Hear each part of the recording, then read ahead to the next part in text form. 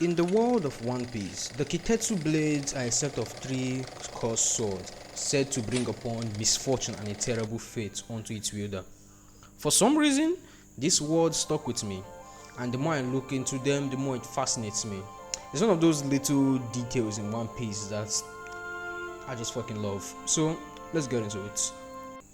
Quick disclaimer, I know Oda didn't intend for it to be anything deep. I know it's just cool sword names and it's just me looking into shit too much. But whatever, I want to talk about swords and that's what I'm gonna do. So enjoy. First of all, the word Kitetsu means demon piercer or demon killer. Which begs the question, why would a sword used for killing evil curse the one killing the evil? It's like God punishing you for killing demons, which sounds counterproductive. Like, why is the good guy getting punished? Well, before I answer that, we need to first understand the demons we are supposed to be killing in the first place.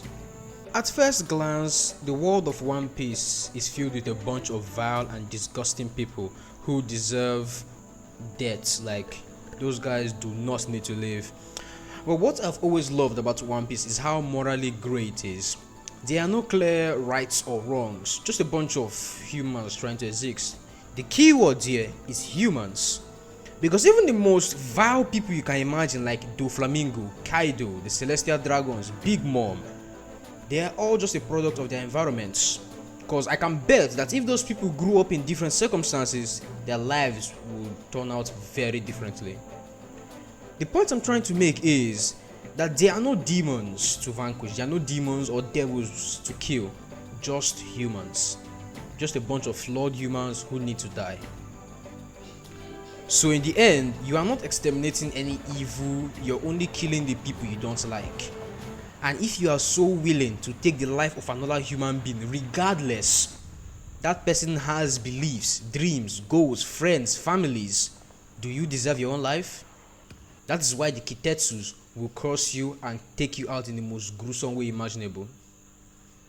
But wait, I hear you ask, why is Zoro and Luffy still alive? Well, that's the most interesting part. So let's go through each of the swords and their wielders, starting with the Shodai Kitetsu, wielded by Saint Ethan Baron V. Nosjuro, or just Saint Venus. By far the coolest member of the Gorosei with his devil fruits, the skeleton horse. The word Shodai literally means first generation or founder, which doesn't really help us a lot, but regardless, many will argue that Saint Venus is the actual demon and because of all the horrendous shit that guy have done and he needs to die. I agree with you 100%. But if we examine the Gorosei more closely, we see that they aren't actively trying to cause suffering. It's not like they'll go out into the street, just say, hey you, suffer, just something like that, but rather they are just trying to maintain their stupid sense of order. Yeah, for as wonderful as total freedom sounds, it is a nightmare when there is no one to maintain order and protect the common folk. And I think that is the key to understanding why Shodai hasn't killed him, because he doesn't see himself as some kind of good guy, but just a guy maintaining order at any cost, which is very bad. He needs to die. Nidai Kitetsu. There isn't much on this one. The name just literally means second, and it is currently held by Sakiyaki, and he just uses it as a decoration. Luckily, Luffy borrowed this for a short time, which gave us Swordsman Luffy. Fucking coolest shit ever. The simple reason why Luffy isn't cursed is because he never intends to kill anyone and believes breaking their dreams is also effective. He never sees himself as a hero and even dislikes being called one. Luffy is just a simple man that wants to live freely.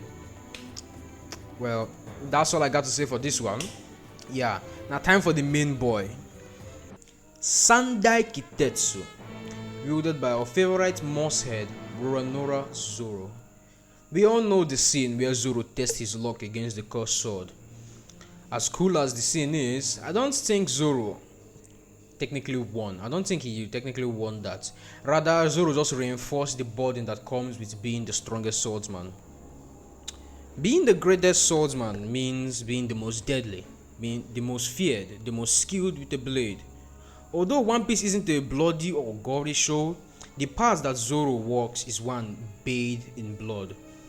Many will die by his hands, and the concepts of good or evil are meaningless, for only the strongest get to live. A sword is a tool made to kill, and being the best at a sword means being the best at killing. The moment Zoro chooses to be the best swordsman, his very soul is forever tainted by the countless lives he has to take, and he will take. The best part about this is the fact that Zoro is okay with this. He's cool being called a monster, and he's not that kind of person that mindlessly go around killing anyone he sees. He just simply wanders the world looking for the next skin to sharpen his blade, and all that matters is the joy he derives from it, and Sandai Kitetsu will always remind him of that body. Thank you all for your time, and yes, I know this is all my interpretation and all in my head. I just like the idea of swords that judge you. I mean, come on, you kill someone, he gonna kill you. Yeah, whatever. Anyway, thanks, goodbye.